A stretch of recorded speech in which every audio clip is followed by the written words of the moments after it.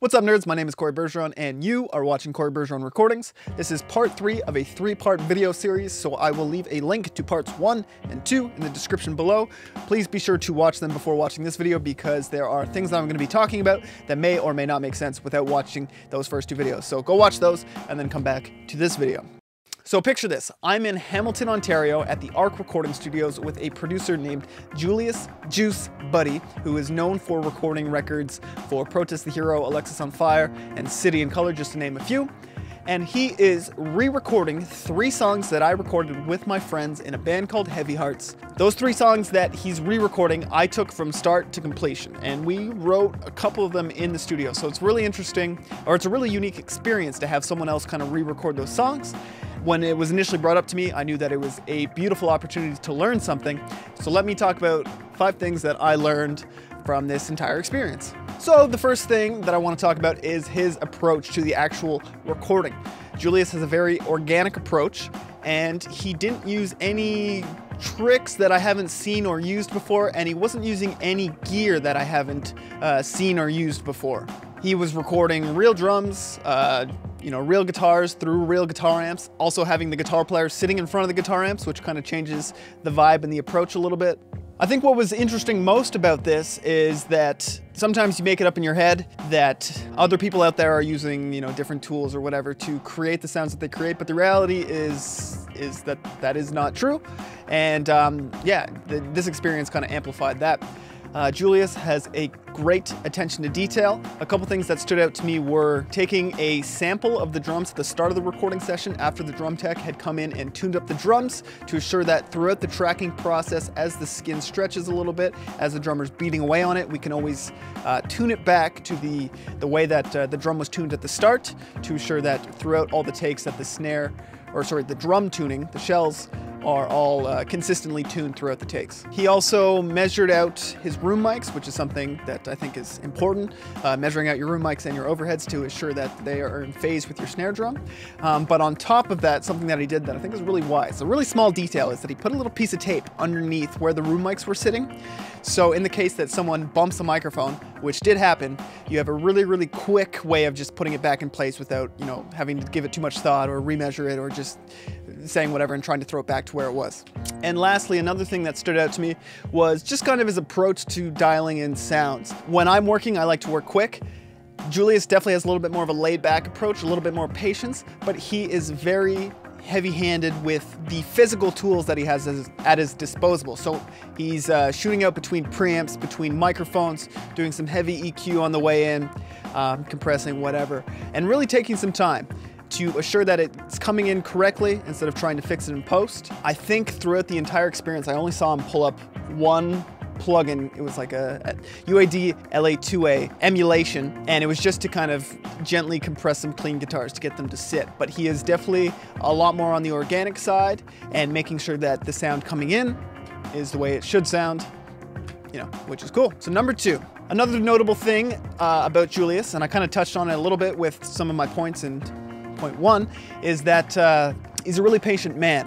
When he's working one-on-one with an artist, he is extremely patient. When I am tracking vocals, I am aware of the artist's endurance, the artist's, potential, the tools that I have at my disposal to manipulate the performance, the time we have to get the performance down, and a multitude of other things. So what I mean by this is if I'm tracking vocals and we get an awesome take, but the first note's a little bit flat or the held note at the end just goes a little bit sharp, I'm aware that I can maybe pitch it here, do this, do that, as long as the take has a good energy and a good feel to it, to get it done right, and then just kind of move on. On the contrary, Julius will track a part until it's done correctly.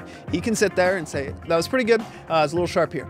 That was pretty good, but it's a little flat right off the bat. That was pretty good, but maybe try doing this. And he will literally sit there until he gets the perfect take. This can sometimes mess with a performer's headspace, but it will create a great natural result. Justin, the singer of Heavy Hearts, has an insane level of endurance. I've tracked vocals with him for like 5+ hours, if not longer, doing some intense parts, like some belting vocals, even kind of getting him to like scream and like really, really push it. And it doesn't seem to faze him at all. It doesn't seem to destroy his throat or anything. He's got great technique, I guess. But him tracking vocals with Julius, I know it kind of it pushed him to the limits, but I think he's going to be super stoked on the final outcome, which is awesome. The third thing I learned from this experience, which I didn't necessarily learn from Julius, but just kind of being in this environment, was kind of the energy and the dynamic of being on the couch in the back of the studio. There were times where I was at the board, you know, helping Julius, but there was also times where I was just sitting back and watching and taking it all in. And one thing I kind of realized was it's really, really easy to get distracted. It's really easy to just be like on your phone the entire time. And it kind of messes with the energy or the dynamic in the room. So I don't know how I'm going to do this going forward, but I'm definitely going to be aware, I'm going to be conscious of what the members of the band in the back of the room are doing, because some of the highlights of the recording experience were when everyone was engaged.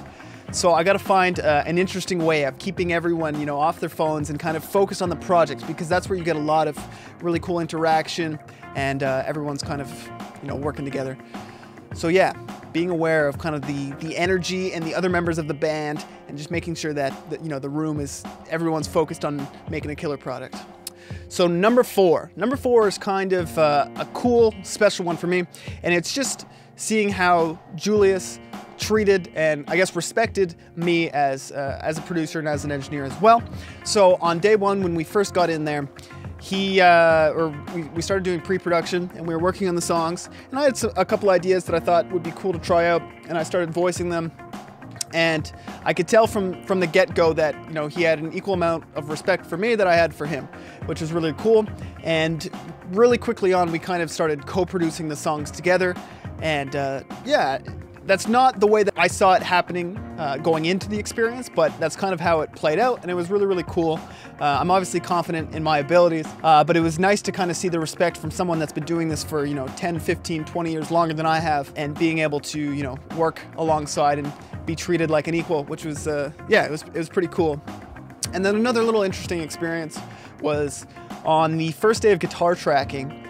Julius was at the board, he was, you know, hitting record and recording the guitars, and he got a phone call, and he was about to decline it, and I was like, oh, you can take the call. I'll man the ship while you take the call. And he's like, okay.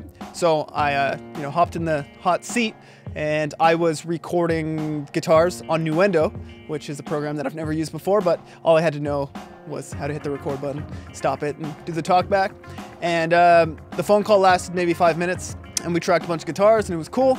And then when he came back in the room, he kind of let me continue tracking the guitars, because he understood kind of the chemistry I have with the band, and we were working at a fast pace, which was pretty cool. From there on out, I was actually helping track parts, and we were kind of like, I guess, tag teaming the project, was pretty cool.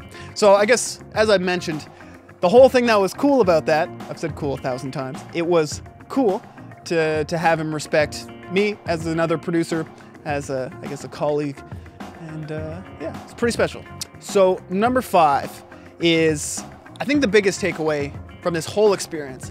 Going into it, I didn't really know what to expect. I was kind of just following the band's lead, and I was gonna just take it all in and just let whatever happens play out, and just do my best to learn and pick up what I can from it.